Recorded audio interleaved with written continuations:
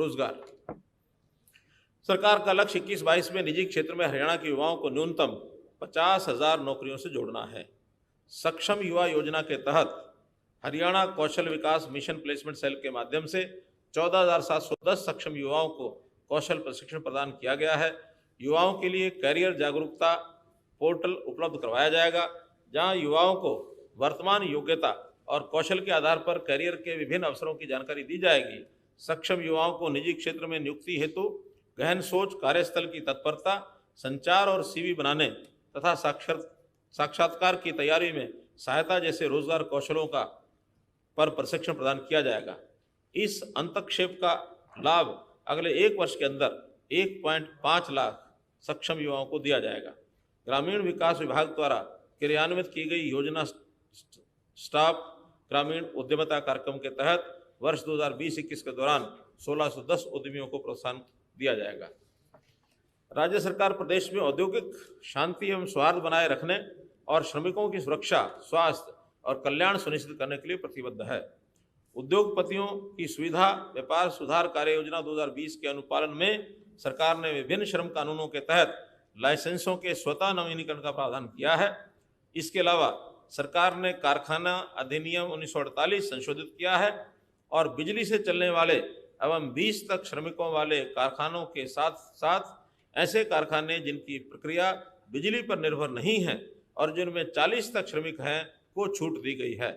कार्य करने के ओवरटाइम घंटों में संशोधित करते हुए इसे 75 घंटे के वर्तमान प्रावधान के बजाय 150 घंटे किया गया है। हरियाणा श्रम कल्याण बोर्ड, हरियाणा भवन तथा अन्य सन्निहित कामगार कल्याण बोर्ड के तहत सभी सेवाएं ऑनलाइन उपलब्ध करवाई जा रही हैं। निर्माण श्रमिकों को आयुष्मान भारत योजना के तहत कवर किया जा रहा है। बजट 21-22 में 1823 करोड़ रुपए के प्रव्यय का प्रस्ताव, जिसमें 868 करोड़ रुपए कौशल विकास, 884 करोड़ रुपए रोजगार और 71 करोड़ रुपए श्रम के लिए हैं। बजट अनुमान 21-22 में 1823 करोड़ के परिव्यय संशोधन अनुमान 20-21 के 1296 करोड़ रुपए पर 40.7% की वृद्धि दर्शाता है।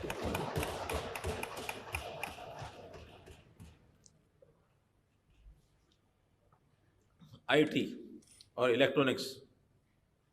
कोविड-19 के दौरान सरकार ने ई गवर्नेंस अनुप्रयोगों का लगातार आंतरिक विकास और सुधार करके ई गवर्नेंस के प्रति अपने दृष्टिकोण को उन्मुख करने की दिशा में नई ऊंचाइयों को छुआ है।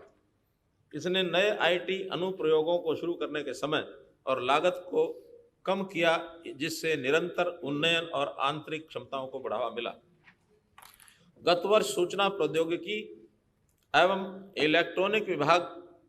इलेक्ट्रॉनिक्स विभाग ने मेरी फसल मेरा ब्यौरा और ई खरीद शुरू की। हरियाणा कर्मचारी चयन के लिए वन टाइम पंजीकरण पोर्टल, उच्चतर शिक्षा में दाखिलों की ऑनलाइन पंजीकरण प्रवेश पोर्टल, वेब हेलरिस के माध्यम से ऑनलाइन पंजीकरण और राजस्व अभिलेखों का डिजिटलीकरण कुछ महत्वपूर्ण उदाहरण हैं।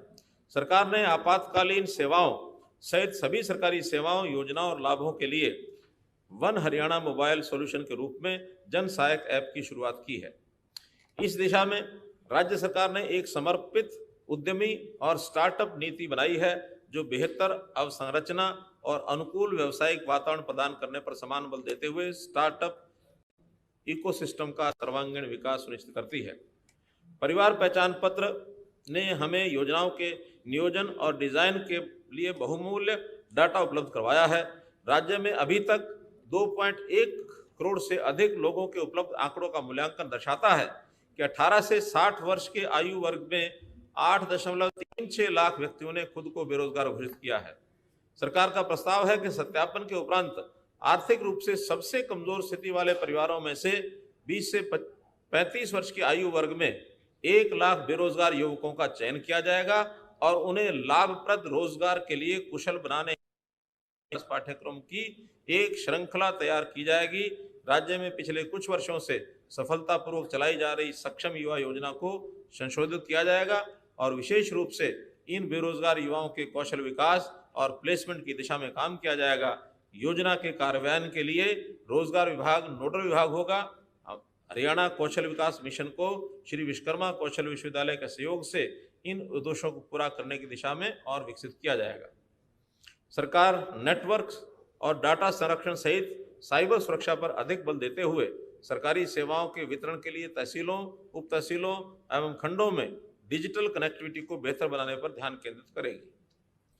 राज्य सरकार बड़े डेटा सेंटर उद्योग के निर्माण एवं विकास पर बल देने के लिए पहली बार डेटा सेंटर नीति तैयार कर रही है।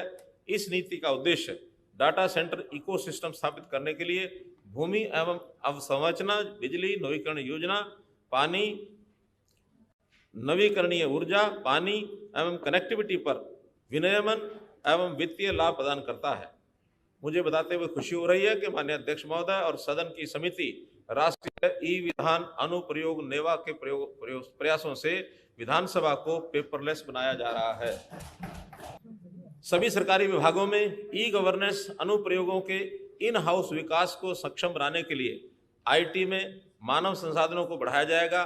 बोर्डों, निगमों और विश्वविद्यालयों सहित सभी सरकारी विभागों में पूर्ण रूप से ई ऑफिस का कार्यान्वयन किया जाएगा। सरकार ने एक परिवर्तनकारी प्रौद्योगिकी आधारित शासन कार्यक्रम परिवार पहचान पत्र की शुरुआत की है। परिवार पहचान पत्र नागरिकों को सेवाओं और लाभों के लिए पेपरलेस, फेसलेस वितरण को सक्षम बनाया जाएगा, क्योंकि किसी भी दस्तावेज और सरकारी कार्यालयों के चक्कर लगाने की आवश्यकता नहीं होगी। सरकार हरियाणा के लोगों को रोजगार के अवसर उपलब्ध करवाने और उनका कल्याण सुनिश्चित करने के लिए भी प्रतिबद्ध है।